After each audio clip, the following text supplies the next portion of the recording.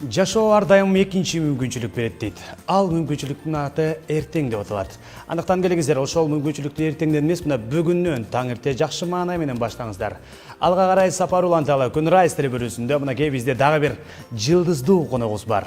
Өзгөчө мынакей мыкты чыгармалар менен барыңыздарга ырсынып илдин кызматында жүргөн бизде ырчы мырза Нурлан Насип. Ассаламу алейкум. Ассаламу алейкум. Кутмандагыңыз менен. Кутмандагыңыз менен. Кандай келип алдыңыз? Жакшы, уйку канбай дөрдең. Жакшы, мына ушундай таң эрте туруп, мынакей биздин жалпы көрүүчүлөргө мынакей студиябызга келгениңизге, убакыт бөлүп келгениңизге ыраазычылык айталы.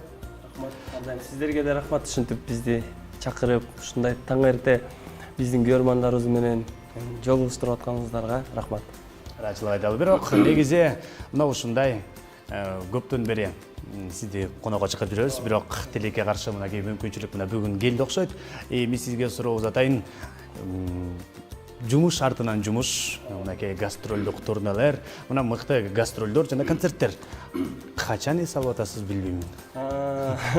Негизи чыгармачылык адам болгондон кийин ар дайым элдин кызматында болуп калат кезиң. Ошондуктан багы биздин жумушту силер да жакшы билесиңер. Күнү түнү жерде эмгектен иштейбиз. Көпчүлүк учурда ушу гастроль графиктер болуп калат. Кыргыз эли өзү тойго жакын элбиз. Той топурларда, концерттерде ошентип эле күн өтө берет экен. Негизи баягы жаңы чыгармачылык башталгандан бери иштеп келаткан көп жыл болуп кеттир. Бирок ошентсе дагы мындай билбей калат экенсиң да, кантип күн өтүп атканы. Бул айда бияка барам, тигил айда тияка концерт коебуз. Заказдар менен ыр жастыруу ошондо эле убакыт өтүп кетип калаттын да. Анан кийин сиз чакырганыңызга көп убакыт болуп калды. Баягы убакыт таап, убакыт сааты чыкмайынча ар бир жумуштун бүтпөйт экен да. Убакыт сааты бүгүн чыккан экен, ушундай жолугушуп отурабыз. Рахмат айталы. Бирок негизи ушундай жумуш артынан жумуш, бирок негизи чарчоо болот, энергияң түгөнөт. Ушунун баарын тыштап туруп, телефондорду өчүрүп, эс ала турган мына ушундай кыялыңызча бир ой басаттар болбойбу? Ошондой болот негизи. Негизи быйыл жылына ушул бир жыл иштеп, ушу жаңы жылдан кийин ушундай телефондорду өчүрүп, бир жактарга чыгып эс алып келейин деп эме кылгам. Ошондуктан быйыл ден соолукка байланыштуу жакшы жерге эме кылып, лечение кылып, өзүмдү бир сыйра көрсөтүп, ошол жакта болуп калдым. Бара албай калдым. Эми Кудай кааласа жакшы план кылып атабыз. Убакыт сааты келгенде ошон телефондорду өчүрүп бир жакка чыгып эс алып келебиз. Жакшы, адаматсыз. Бирок негизи эртең менен турганда Нурлан мырза негизи маанайды өзүбүз таңдайт экенбиз. Көөбүлөр жакшы маанай таңдайт, көөбүлөр орто маанай, көөбүлөр маанай таңдай албагандар жаман маанай менен үйдөн чыгып кетет дейт. Бирок сиз эртең менен турганда маанайды кантип көтөрөсүз?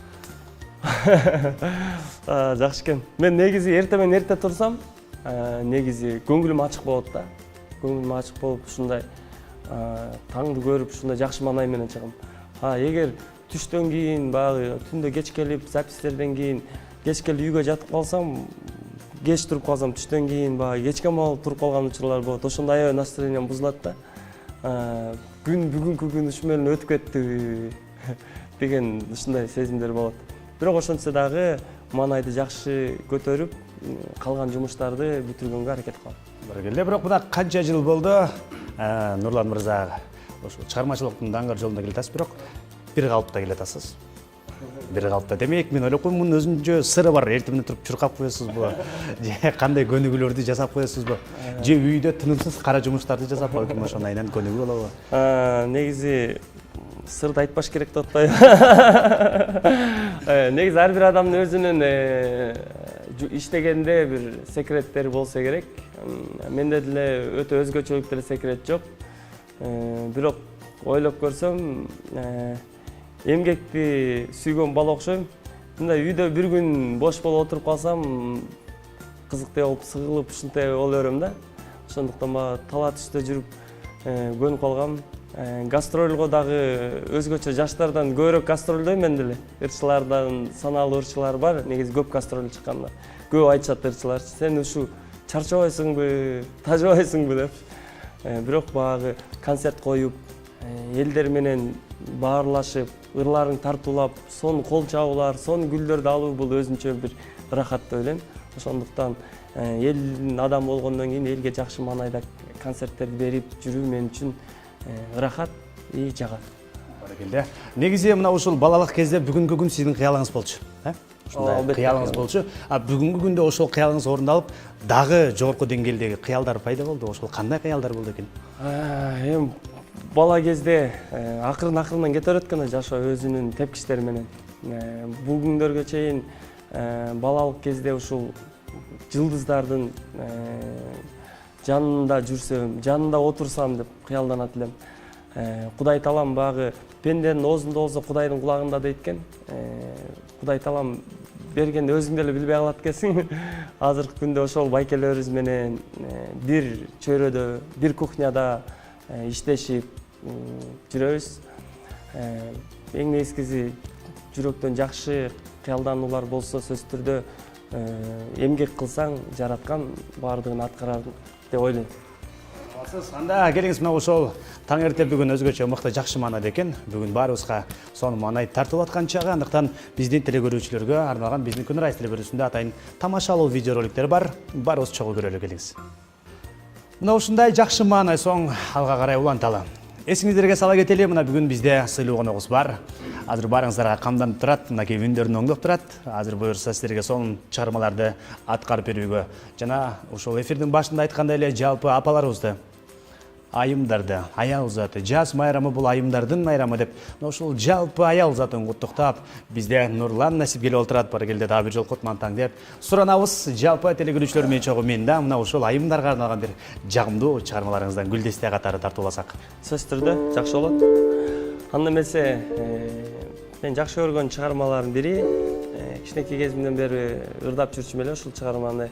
Сыймык Бейшекеев байкебиздин сөзү болгондо жазылган Токтоого кетесиңби деген чыгармасын тартуулап берейин.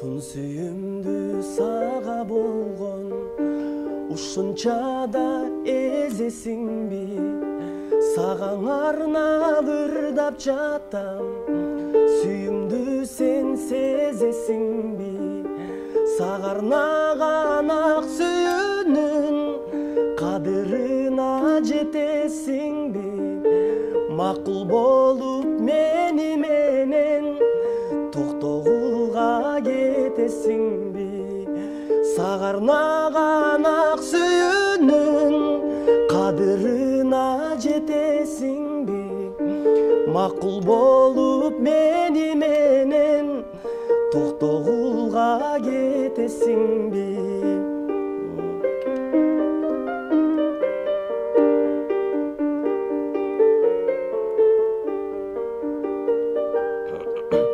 Айтчы гана жообун айтчы, ал олонуп күйүп барам, анчалык көп назданбачы, алан сайын сүйүп барам.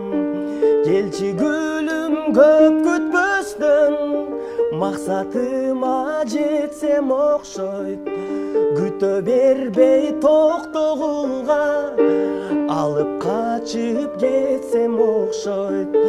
Сага арнаган ак сүйүүнүн кадырына жетесиңби, макул болуп мени менен Токтогулга кетесиңби, макул болуп мени менен Токтогулга кетесиңби. Баракелде. Караңыздарчы, кандай булбулдай абасылган үнү менен мынакей мыкты чыгармаларды жаңыртып жүргүңүз. Баракелде. Үнүңүзгө береке. Жалпы телекөрүүчүлөргө мынакей мыкты гүлдесте белек болду. Кол чаап аткан чагы болуш керек. Бизде ыраачылык айталы. Эми Нурлан мырза негизи мына ошол көп жылдан бери чыгармачылык тармагында жүрүп, балким мынакей окуган сабактарыбыз анча-мынча эстен чыгып кетет. Моюнга алабыз. Бирок сизге биз логикалык тамашалуу суроо дайындаганбыз. Дайын болсоңуз, бул логикалык суроолорго жооп берем десеңиз, биз узаталы суроону. Көп емес, 5 суроо дайындаганбыз. А бирок негизи кандай окудуңуз эле? Мынакей, кандай баага? Орто эле окугам. Орто эле окугам. Сизден орто жоопторду күтөлү. Анда келиңиз мына биздин жалпы телекөрүүчүлөр мынакей сиздер да жардам берсеңиздер болот. Биринчи суроо. Жабык көз менен эмнени көрөбүз? Караңгыны. Дагы бул да бир аз туура жооп, бирок дагы тагыраак жооп. Жабык көз менен демек биз анча-мынча ырдап калабыз. Бул тууралуу сени көрдүм. Жабык көз менен. Жабык менен көз мененби? Жабык көз менен. Мени жакындап берели. Демек уктап атканда. Кирпиктериңди жабык көз менен эмнени көрөбүз? Эмне болуп жерди көрөбүз го? Уктап атканда эмнени көрөбүз? Түш көрөбүз да. Азаматсыз мынакей. Жабык көз менен түш көрөт экенбиз. Азаматсыз. Кийинки суроо. Кандай идиштен тамак жегенге болбойт? Кандай? Кандай идиш менен тамак жегенге болбойт? Алдыңызга бир идиш коюп койду. Бирок тамак жегенге болбойт ал менен. Ал кандай идиш? Идиш эмес, тамактар менен. Тамактан болот. Кандай идиш менен? Логикалык суроо экен да? Логикалык суроо. Келбейт болчу бул эфирге. Тамаша. Демек бош идиш менен экен да? Бош идиш менен тамак жегенге болбойт экен. Кийинки суроо. Джентльмендер кимдин алдында шляпасын чечет? Айымдардын алдында? Жок. Джентльмендер Балким элдердин алдында. Чачтар астында шляпасы. Келиңиз кийинки дагы эки суроо. Кайсыл суроого ооба деп жооп бергенге болбойт? Бул биринчи суроого тиешелүү. Кайсыл суроого ооба деп жооп бергенге болбойт? Биринчи суроо көз болгону, түш. Демек, жакындап келатасыз. Кайсыл суроого ооба деп жооп бергенге болбойт? Түшкө ооба дебеш керекпи? Көзгө десең. Сен уктап жатасыңбы деген суроого? Сен уктап жатасың дегенге ооба деп болот. Ал эми кайсыл суроого жок деп жооп бергенге болбойт? Уктап турганда десең. Кыйнабайын, сен тирүүсүңбү деген суроого жок деп жооп бергенге болбойт экен. Андыктан келиңиздер тамаша ыраачылык айталы. Нурлан мырза, уруксат берсеңиз, мынакей биздин жалпы телекөрүүчүлөргө жаңылыктарыбыз бар. Ошол жаңылыктарды мынакей сиз да кабардар кылалы, чогуу көрөлү. Мына ушундай жаңылыктардан соң кайрадан келиңиздер, сиздерге ыр сунгубуз келип турат. Андыктан мына ошол жандуу музыка, жандуу үндөн сөзсүз түрдө энергия аласың дейт. Мына ошол барыңыздарга жандуу чыгармаларын камдап келип отурган бизде мынакей чыгармачылыктын тоо чокусунда мынакей тынбай эмгектенип гастролдоп элдин жакшылыгында өзүнүн чыгармачылык жогорку деңгээлдеги кечелерин тартуулап жүргөн Нурлан Насип бизде конокто. Эми келиңиз мынакей жалпы телекөрүүчүлөргө арнап дагы бир жагымдуу чыгармаларыңыздан угуп кетсек, каршы болбосоңуз, кайсыл чыгарманы аткарып бересиз? Азыр таттуу уйкудан ойгонгон угармандарга таттуу махаббатым деген чыгарманы тартуулап берейин, а? Баракелде. Кеттик анда.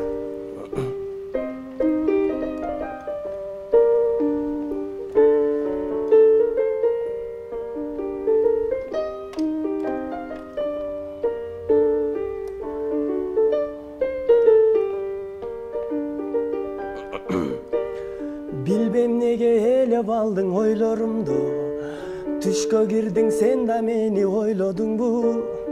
Жашоодо кол кармашып бирге болсок, жаркын болот келечегим. Эй таттуу махаббатым, сага ыр сунамын. Мени жандап турсаң ар дайым багынамын. Таттуу махаббатым, сага гүл сунамын. Мени жандап турсаң ар дайым бакытка кабыламын. Көздөрүңө байланамын эркен менин, жашоодо болот менин эркелегиң. Жашоодо кал кармашып бирге болсок, жаркын болот Geleceğim ey tatlı mahabatım, sağa sunamın. Meni candap tursan ardayım, bakıtqa kabılamın, bakıtqa kabılamın. Desің? Рашылар айталы, мынакей бизден жаңа эле уйкудан туруп, мынакей биздин көгүлтөр экранын карагандарга жагымдуу маанай тартууладыңыз окшойт. Рашылар айталы, сизге суроо пайда болду. Негизи ушул көпчүлүк чыгармалар өзүңүздүн калемиңизге таандык, жана аранжировкасы да көпчүлүк өзүңүзгө, обондор өзүңүзгө таандык. Бирок негизи өзүңүз айттыңыз, ушул тынбай гастролдоп элдин жакшылыгына кандай учурда аранжировка жасайсыз, кандай учурда илхам келет? Негизи клавишаны аябай жакшы көрөм. Негизи музыкалык аспаптарды, ар бир инструменттин өзүнүн багы орусча айтканда душасы бар. Негизи ар бир инструменттин өзү менен таанышып, үйрөнүп чыксаң, бул чыгармачылык адамдарга бир жан дүйнө бере турган нерсе да. Ошондуктан ар кайсы инструменттер менен жазып жүрөм. Комуз менен, аккордеон менен жазган ырларым бар. Үйдө клавиша, пианино менен жазган учурлар болот. Көпчүлүк учурда ушу гастролдо жүргөндө аккордеон менен көп жазам. Негизи үйгө келгенде өзүм чакан студиям бар үйдө, кичинекей. Ошол студияда аранжировка кылып ырларымды жазам. Бирок негизи гастролдо жүргөндө ушул өзүм студиямды сагынып калам. Түз эле келип, апамдар менен учурашып, бир сыйра курсактар тойгузуп, эки жакты сурагандан кийин сразу олтурам. Ошол жакта күн кантип өтүп кеткенин деле билбей каласың, бирок аябай убакыт алат да. Негизи Россиядан гастролдон канча күн болду келгениме. Ушу көпчүлүк күнүм бар, ошодон бери ошол үйдө студияда олтуруп иштедим.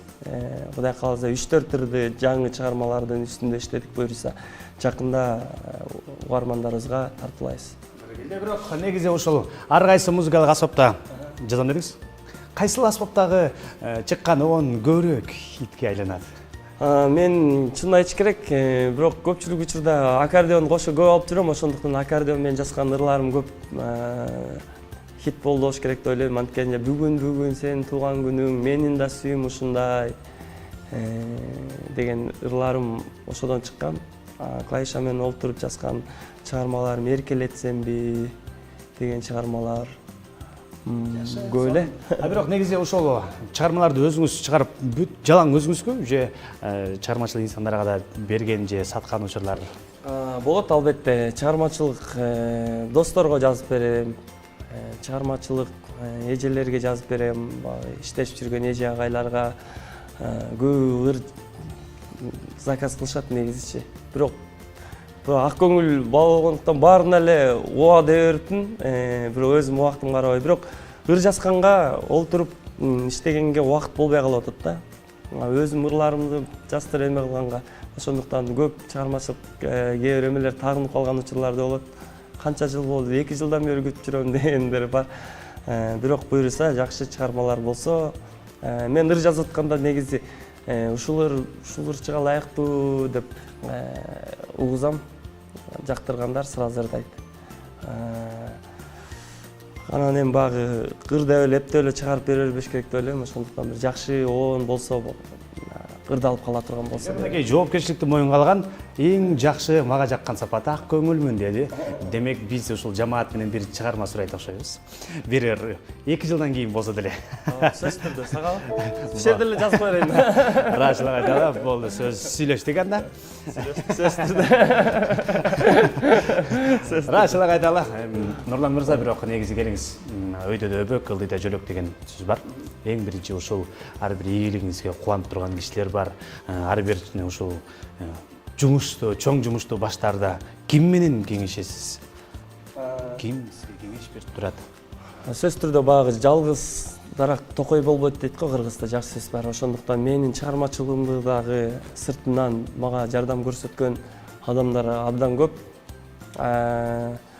Биринчилерден болуп менин үйдөгү ата-энелерим.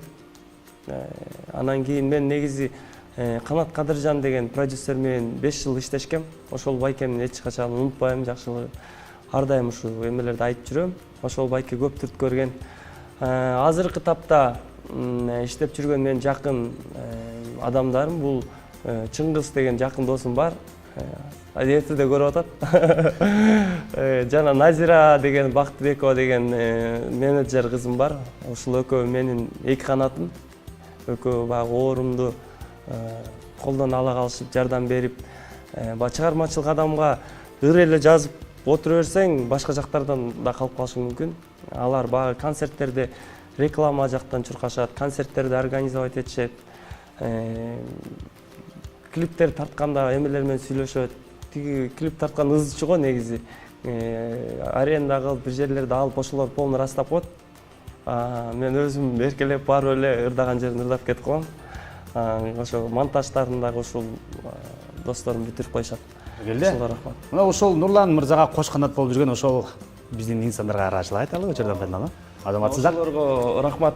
Жана ошондой эле Улук Сапаров деген досум бар, ошол дагы аябай жардам берген. Башка да айтып коеюн.